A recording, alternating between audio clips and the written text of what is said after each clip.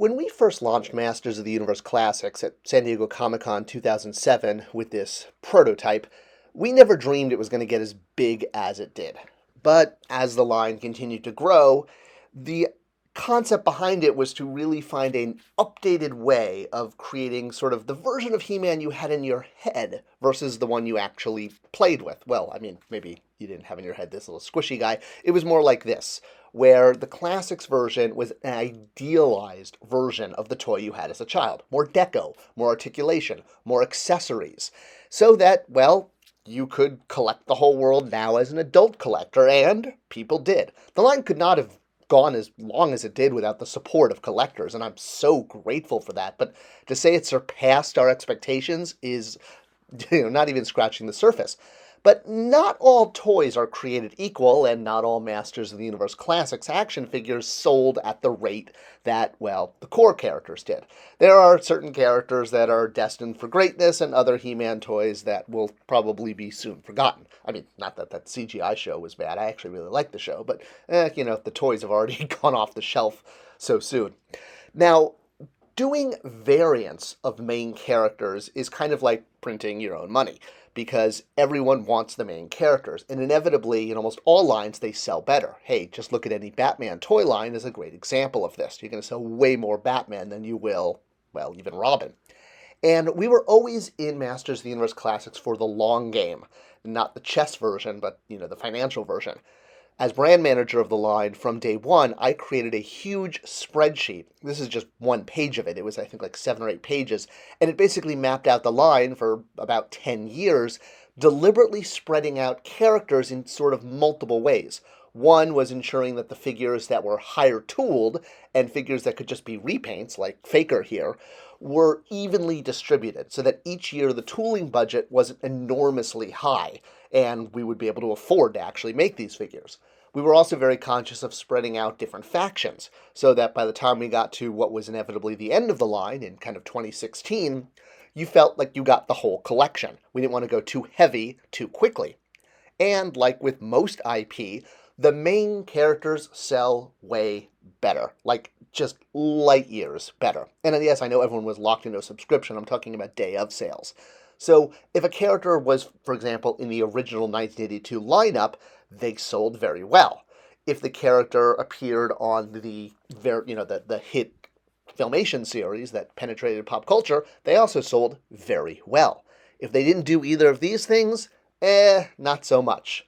So things like New Adventures figures, they really didn't sell well at all, which is why you never got a New Adventures subscription, the way we did a special add-on sub for things like Princess of Power, which was also a little iffy on how well it sold, but it sold better than New Adventures, I'll tell you that. I mean, heck, even D-list Filmation characters sold better than New Adventures, which is why they were able to get an add-on sub.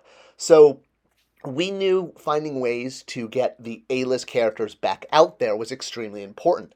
And once we gained the rights to doing Filmation-style characters in 2012, well, this was absolutely part of the plan. But we didn't want to do it right away. We wanted to wait until we kind of burned through all of the characters in the classic style.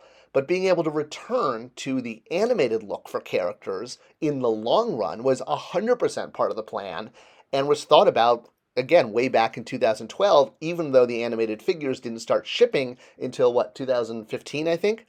And it was all about finding ways to get main characters back into fans' hands without just doing endless variants. It was the main character in their main look, which is also very important, because the main look for a character sells way better than, say, Terrorclaw Skeletor. People want the version of Skeletor they saw on the show or they remember from the 1982 launch, which is kind of the cognitive schema we all have of Skeletor.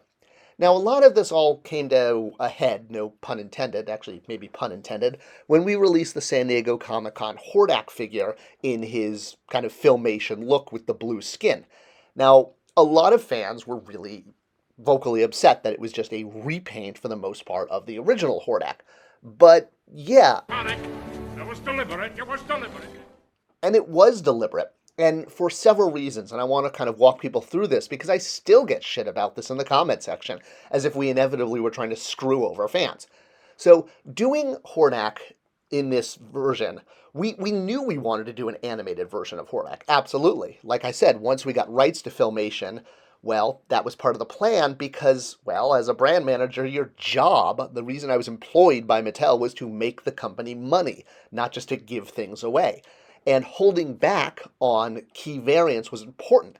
We wanted to do an animated version, but an animated version of the character isn't as simple as just putting an animated head on a classic's body. You'll notice that all of the animated figures that were released starting in 2015 had way less detail. Note things like the belts and the boots.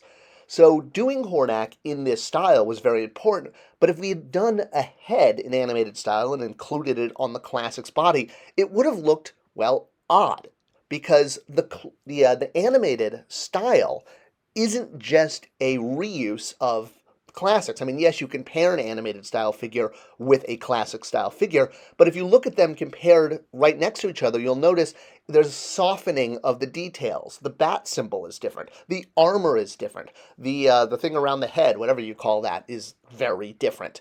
So you needed a lot of new parts to do animated style, not just a new head, which is why when we released the classics version of sort of Etheria Hordack from Filmation, it was a repaint in the exact same way that when we did variants of He-Man, they were more or less a repaint, or at least they used the same head.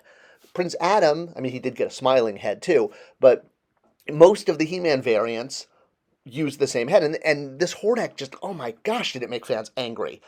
But again, looking at the animated style, you can see how different it is. It's not just a head replacement. It's a lot of different parts. Different belt, different loincloth, different boots, different gauntlets. They have a less detail because they have that more rounded animated look.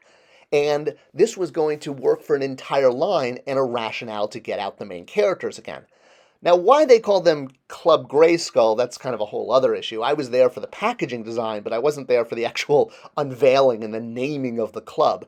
So calling it Club Grayskull was kind of always sort of a bittersweet thing to me. Kim there in the purple, and sorry I don't have a better picture, this one's a little blurry. She was, she was an assistant who was a temp who worked under me at Mattel, who was brought in to do the logistics, basically moving product back and forth. Mattel doesn't make someone a full-time employee, especially in the marketing department, unless they handle a certain amount of money in a brand portfolio. Let's just call it $100,000 for a nice round number.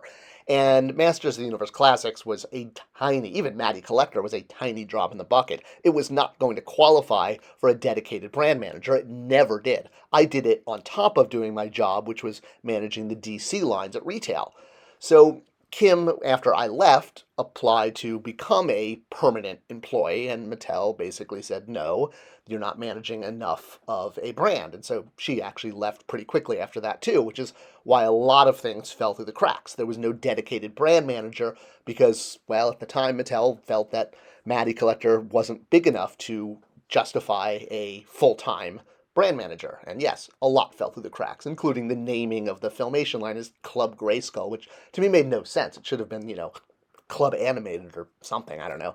And moving the line over to Super 7 was a brilliant move because Super 7 is a small enough company that, well, they can make money without having to have a dedicated brand manager to oversee $100,000 of business. I don't even think they do $100,000 in business. Maybe they do. I mean, God bless them. I just still want my Robin Hood lower half. All right, so going back to the whole question of Hordack's head, and, again, you compare that to how He-Man variants were done, and it was the exact same template. Use the existing head and update the armor, etc., to make the variant. And this was our approach to doing the Comic-Con Hordack.